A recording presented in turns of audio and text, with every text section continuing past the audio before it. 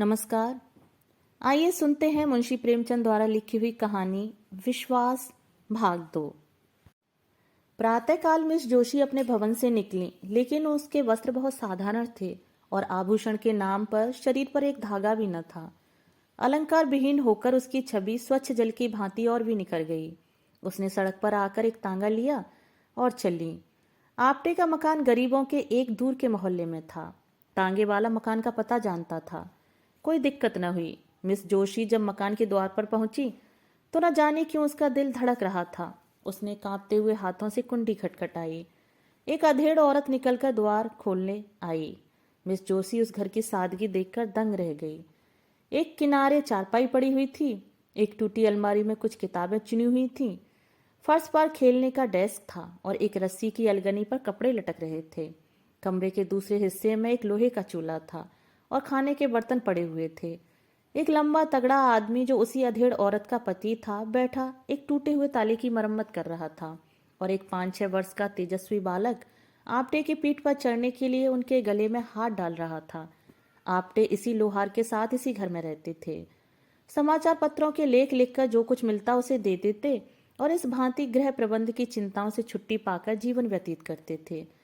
Miss Joshi को देखकर आपटे जरा चौंके, फिर खड़े होकर उनका स्वागत किया और सोचने लगे कि कहाँ बैठाऊं। अपनी दरिद्रता पर आज उन्हें जितनी लाज आई उतनी उन्हें कभी ना आई थी। मिस जोशी उनका असमंजस देखकर चारपाई पर बैठ गईं और जरा रुखाई से बोली, मैं बिना बुलाए आपके यहाँ आने के लिए क्षमा मांगती हूँ, किंतु काम ऐसा जरूरी था कि मेरे आए बिना पूरा ना हो सकता। क्या मैं 1 मिनट के लिए आपसे एकांत में मिल सकती हूँ? आपटे ने जगन्नाथ की ओर देखकर कमरे से बाहर चले जाने का इशारा किया। उसकी स्त्री भी बाहर चली गई। केवल बालक रह गया। वह मिस जोशी की ओर बार बार उत्सुक आंखों से देखता था, मानो पूछ रहा हो कि तुम आपटे दादा की कौन हो। मिस जोशी ने चारपाई से उतरकर जमीन पर बैठते हुए कहा, आप कुछ अनुमान कर सकते हैं कि इस वक्त मैं क्यों आई हूं? आपटे ने झपते हुए कहा, आपकी कृपा के सिवा और क्या कारण हो सकता है?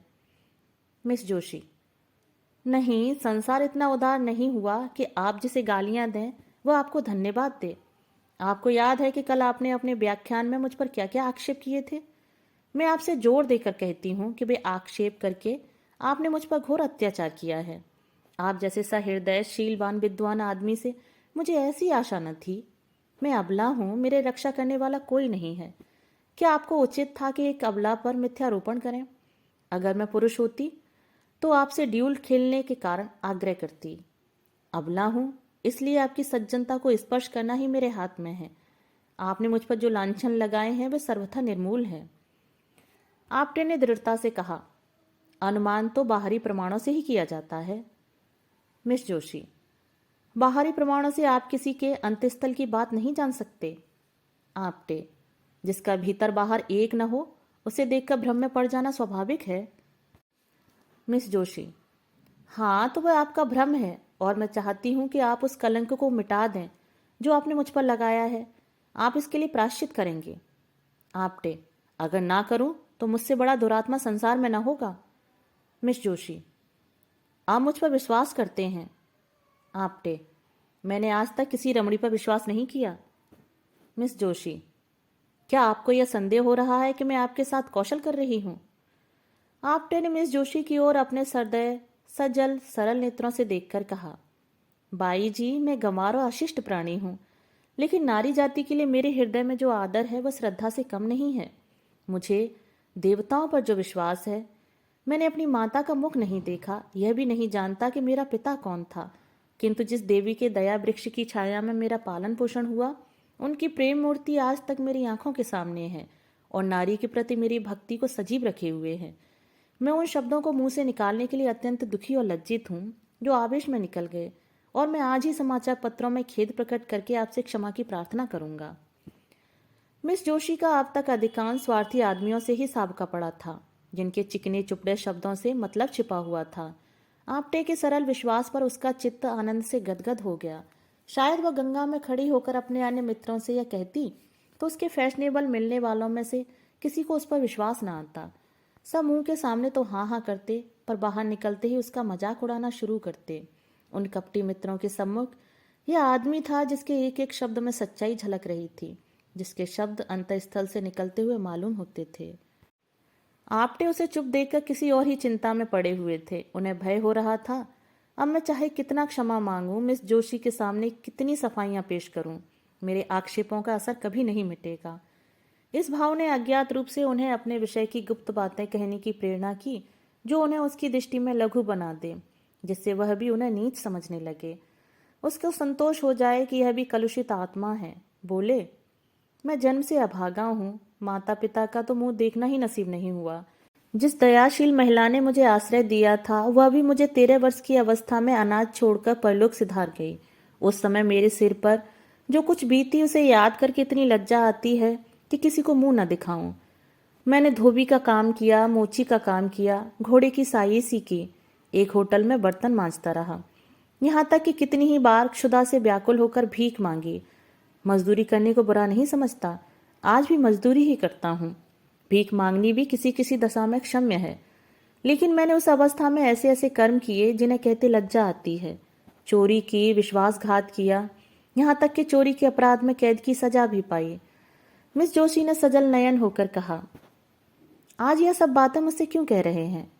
मैं इनका उल्लेख करके आपको कितना बदनाम कर सकती हूँ, इसका आपको भय नहीं है? आपटे ने हंसकर कहा, नहीं, आपसे मुझे भय नहीं है। मिस जोशी, अगर मैं आपसे बदला लेना चाहूं तो? आपटे, जब मैं अपने अपराध पर लज्जित होकर आपसे क्षमा मांग रहा हूं, तो मेरा अपराध रहा ही कहाँ जिसका आप मुझसे बदला लेंगी?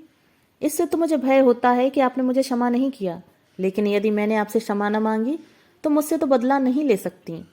बदला लेने वाले की आंखें तो सजल नहीं हो जाया करती। मैं आपको कपट करने के अयोग्य समझता हूँ। आप यदि कपट करना चाहती तो यहाँ कभी नहीं आती।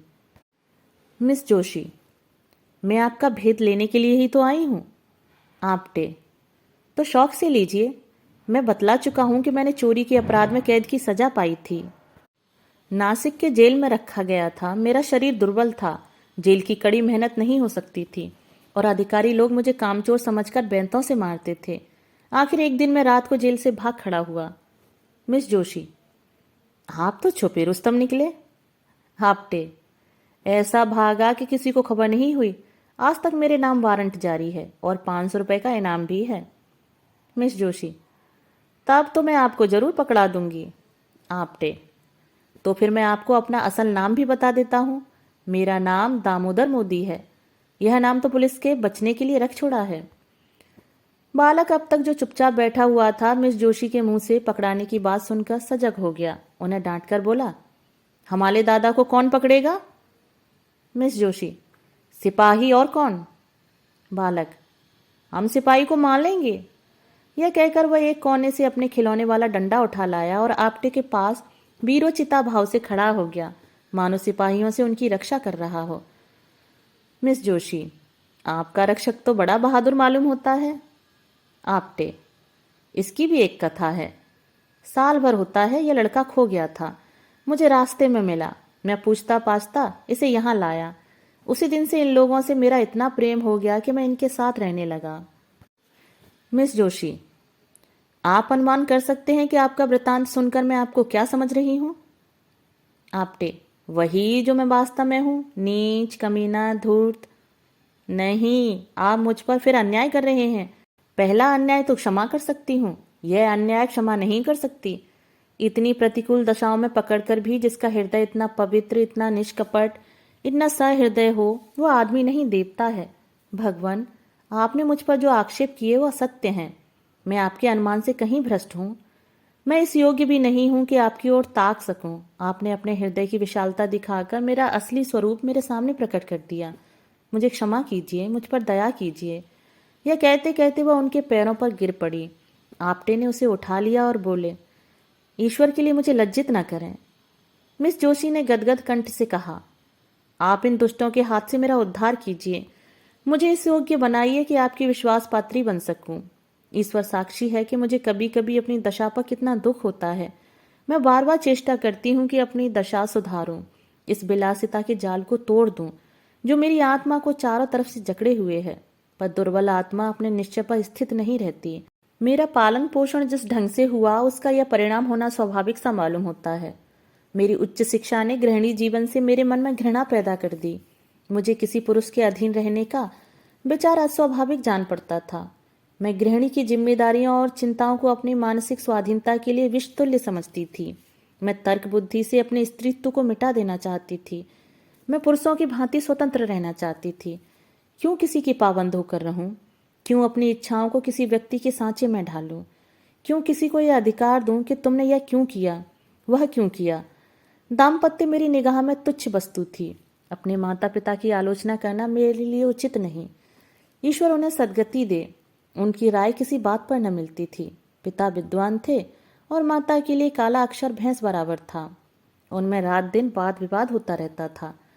पिताजी ऐसी स्त्री से विवाह हो जाना अपने जीवन का सबसे बड़ा दुर्भाग्य समझते थे। वह यह कहते कहते कभी न थकते थे कि तुम मेरे पाँव की बेड़ी बन गई, नहीं तो मैं न जाने कहाँ उड़कर पहुंचा होता। उनके विचार में सारा दोष माता की अशिक्षा के सिर था। वह अपनी एकमात्र पुत्री को मूर्खा माता के संसर्ग से दूर रखना चाहते थे। माता कभी मुझसे कुछ कहती तो पिताजी उन पर टूट पड़ते। तुमसे कितनी बार कह चुका हूं कि लड़की को डांटा मत करो, वह स्वयं अपना भला बुरा सोच सकती है। तुम्हारे डांटने से उसके आत्मसम्मान को कितना धक्का लगेगा यह तुम नहीं जान सकती। आखिर माताजी ने निराश होकर मुझे मेरे हाल पर छोड़ दिया और कदाचित इसी शोक में चल बसी।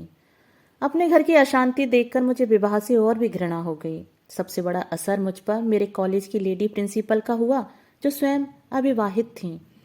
मेरा तो अब यह विचार है कि युवकों की शिक्षा का भार केवल आदर्श चरित्रों पर रखना चाहिए।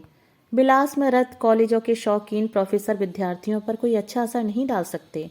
मैं इस वक्त ऐसी बात आपसे कह रही हूँ, पर अभी घर जाकर यह सब भूल जाऊंगी। मैं जिस संसार में हूँ उसकी जलवायु ही दूषित है। वहाँ सभी मुझे कीचड़ में लथपथ देखना चाहते हैं। मेरे विलास तक रहने में ही उनका स्वार्थ है। आप वह पहले आदमी हैं जिसने मुझ पर विश्वास किया, जिसने मुझसे निष्कपट व्यवहार किया है। ईश्वर के लिए अब मुझे भूल ना जाइएगा।